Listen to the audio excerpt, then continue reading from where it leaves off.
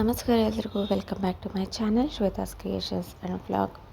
ಇನ್ನೇನು ಹಬ್ಬ ಹತ್ರನೇ ಬರ್ತಾ ಇದೆ. ಸೊ ಹಾಗಾಗಿ ಹೇಗೆ ಈಸಿಯಾಗಿ ನಾವು ಸಿಲ್ವರ್ ಐಟಮ್ಸ್ನ ಕ್ಲೀನ್ ಮಾಡ್ಕೊಬೋದು ಅಂತೇಳಿ ಇವತ್ತು ಈ ವಿಡಿಯೋದಲ್ಲಿ ತಿಳಿಸ್ಕೊಡ್ತಾ ಇದ್ದೀನಿ. ನಿಜವಾಗ್ಲೂ ಯಾರ್ಯಾರೆಲ್ಲ ಮನೆಯಲ್ಲಿ ಸಿಲ್ವರ್ ಐಟಮ್ಸ್ನ ಜಾಸ್ತಿ ಯೂಸ್ ಮಾಡ್ತಾಯಿದ್ರೋ ಅವರೆಲ್ಲರೂ ಕೂಡ ಒಂದು ಯೂಸ್ಫುಲ್ ಆಗಿರೋ ವಿಡಿಯೋ ಅಂತಲೇ ಹೇಳ್ಬೋದು ಇದು. ಆದಷ್ಟು ಕೊನೆವರೆಗೂ ಈ ವಿಡಿಯೋನ ನೋಡಿ, ಲೈಕ್ ಮಾಡಿ, ಶೇರ್ ಮಾಡಿ, ಕಮೆಂಟ್ ಮಾಡಿ, ಹೀಗೆ ಸಪೋರ್ಟ್ ಮಾಡ್ತಾಯಿರಿ. ಸೊ ಈ ಕೆಲವೊಂದು ಮ್ಯಾಜಿಕ್ ಇಂಗ್ರೀಡಿಯೆಂಟ್ ಅಂತಲೇ ಹೇಳ್ಬೋದು ನಾನು ಸಿಲ್ವರ್ ಐಟಮ್ಸ್ನ ಕ್ಲೀನ್ ಮಾಡೋದಕ್ಕೆ ಬಳಸ್ತಾ ಇರ್ತೀನಿ. ನಾನಿಲ್ಲಿ ವಿಡಿಯೋದಲ್ಲಿ ತೋರಿಸಿರೋ ಹಾಗೆ ಸ್ವಲ್ಪ ಲೆಮನ್, ಹಾಗೆ ಕೋಲ್ಗೇಟ್ ಪೌಡರ್ ಮತ್ತು ಸ್ವಲ್ಪ ಶ್ಯಾಂಪು. ಅದಕ್ಕೆ ಇಂಥದ್ದೇ ಶ್ಯಾಂಪು ಹಾಕಬೇಕು ಅಂತ ಯಾವುದೇ ರೀತಿಯ ರೂಲ್ ಇಲ್ಲ. ನಿಮಗೆ ಯಾವ ಶ್ಯಾಂಪು ಬೇಕಾಗಿದ್ರೂ ನೀವು ಹಾಕೋಬೋದು. ತುಂಬಾ ಚೆನ್ನಾಗಿ ರಿಸಲ್ಟ್ ಬರುತ್ತೆ ಮತ್ತು ತುಂಬಾ ಚೆನ್ನಾಗಿ ಎಲ್ಲ ಸಿಲ್ವರ್ ಐಟಮ್ಸ್ದು ಕೂಡ ಕ್ಲೀನ್ ಆಗುತ್ತೆ. So before and after video ಕೂಡ ಲಾಸ್ಟಲ್ಲಿ ನಾನು ಅಪ್ಲೋಡ್ ಮಾಡಿದ್ದೀನಿ. ಸೊ ಹೇಗಿತ್ತು ಅಂತೇಳಿ ಚೆಕ್ ಮಾಡಿ ನೀವು ನಿಮ್ಮ ಅನಿಸಿಕೆ ಅಭಿಪ್ರಾಯಗಳನ್ನ ಕಮೆಂಟ್ ಸೆಕ್ಷನಲ್ಲಿ ತಿಳಿಸಿ. ಮತ್ತು ಯಾರೆಲ್ಲ ಇನ್ನೂ ನನ್ನ ಚಾನಲ್ಗೆ ಸಬ್ಸ್ಕ್ರೈಬ್ ಆಗಿಲ್ಲ, ದಯವಿಟ್ಟು ನನ್ನ ಚಾನಲ್ಗೆ ಸಬ್ಸ್ಕ್ರೈಬ್ ಮಾಡಿಕೊಂಡು ನೋಡಿ ಅಂತ ಹೇಳ್ತಾ, ಇವಾಗ ಲೆಮನ್ ಮತ್ತು ಕೋಲ್ಗೇಟ್ ಪೌಡರ್ ಹಾಗೆ ಶ್ಯಾಂಪು ಇದನ್ನ ಮೂರನ್ನು ಕೂಡ ನಾನು ಈ ರೀತಿ ಪೇಸ್ಟ್ ಥರ ಮಿಕ್ಸ್ ಮಾಡ್ಕೊಂಡಿದ್ದೀನಿ. ನಿಮಗೆ ಬೇಕಾದರೆ ಟೈಮ್ ಇತ್ತು ಅಂದರೆ ಒಂದು 10 ನಿಮಿಷ ಹಚ್ಚಿ ಬಿಡೋದ್ರಿಂದನೂ ಕೂಡ ತುಂಬಾ ಚೆನ್ನಾಗಿ ಯೂಸ್ ಆಗುತ್ತೆ. ಸೊ ಈ ರೀತಿ ನಾನೊಂದು ಟೂತ್ ಬ್ರಷ್ ಅಂದರೆ ನಾನು ದೇವ್ರ ಸಾಮಾನು ಕ್ಲೀನ್ ಮಾಡೋದಕ್ಕೆ ಅಂತಲೇ ಒಂದು ಬ್ರಷ್ನ ನಾನು ಸಪ್ರೇಟಾಗಿ ಎತ್ತಿಟ್ಕೊಂಡಿರ್ತೀನಿ. ಇದರಿಂದ ನೀಟಾಗಿ ಎಲ್ಲ ಕಡೆ ಕ್ಲೀನ್ ಆಗುತ್ತೆ. ಮತ್ತು ಏನು ಲೆಮನ್ದು ಸಿಪ್ಪೆ ಇರುತ್ತಲ್ಲ, ಆ ಸಿಪ್ಪೆಯಿಂದಲೇ ನಾನು ಈ ರೀತಿ ಉಜ್ಕೊಳ್ಳೋದ್ರಿಂದನೂ ಕೂಡ ತುಂಬಾ ಚೆನ್ನಾಗಿ ಎಲ್ಲ ರೀತಿಯ ಸಿಲ್ವರ್ ಐಟಮ್ಸ್ ಕೂಡ ತುಂಬಾ ಚೆನ್ನಾಗಿ ಕ್ಲೀನ್ ಆಗುತ್ತೆ. ನಾನು ಕೇಳಿರೋ ಪ್ರಕಾರ ಕೆಲವೊಬ್ಬರು ಮನೆಗಳಲ್ಲಿ ಕೆಲವೊಂದು ವಸ್ತುಗಳನ್ನ ಬಳಸಿ ಕ್ಲೀನ್ ಮಾಡ್ತಾರೆ. ನೀವು ನಿಮ್ಮ ಮನೆಯಲ್ಲಿ ಯಾವ ರೀತಿಯ ಮ್ಯಾಜಿಕ್ ವಸ್ತುನ ಸೇರಿಸಿ ನೀವು ಬೆಳ್ಳಿ ಸಾಮಾನುಗಳನ್ನ ಕ್ಲೀನ್ ಮಾಡ್ತೀರಾ ಅನ್ನೋದನ್ನು ಕೂಡ ಕಮೆಂಟ್ ಸೆಕ್ಷನಲ್ಲಿ ತಿಳಿಸಿ. ಇದು ಬೇರೆಯವ್ರಿಗೂ ಕೂಡ ಹೆಲ್ಪ್ ಆಗುತ್ತೆ ಅಂತ ನಾನು ಹೇಳ್ತಾ ಇದ್ದೀನಿ.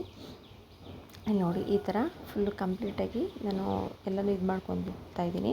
ಇದರಿಂದ ನಮ್ಮ ಸಿಲ್ವರ್ ಐಟಮ್ಸ್ ಯಾವುದೂ ಕೂಡ ಏನು ಸ್ಕ್ರ್ಯಾಚ್ ಆಗೋದಾಗಿರ್ಬೋದು ಆ ರೀತಿ ಆಗೋದಿಲ್ಲ.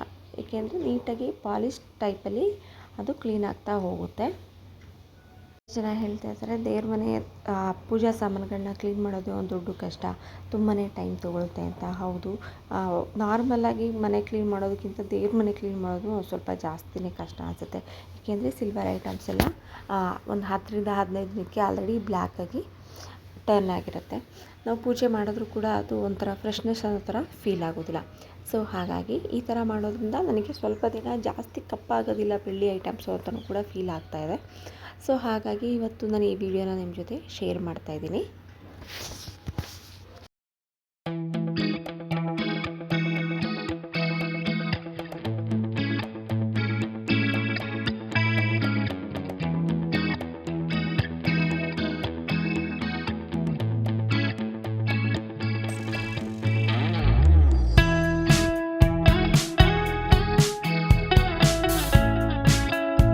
ನೀವಿಲ್ಲಿ ನೋಡ್ತಿರ್ಬೋದು, ಬೇಕಾದರೆ ನೋಡಿ ಒಂದೇ ಸಪ್ರೇಟಾಗಿರೋ ಒಂದು ಪಾತ್ರೆಯಲ್ಲಿ ನಾನು ನೀರಿಟ್ಕೊಂಡು ಇದನ್ನು ತೊಳೆದು ತೋರಿಸ್ತಾ ಇದ್ದೀನಿ.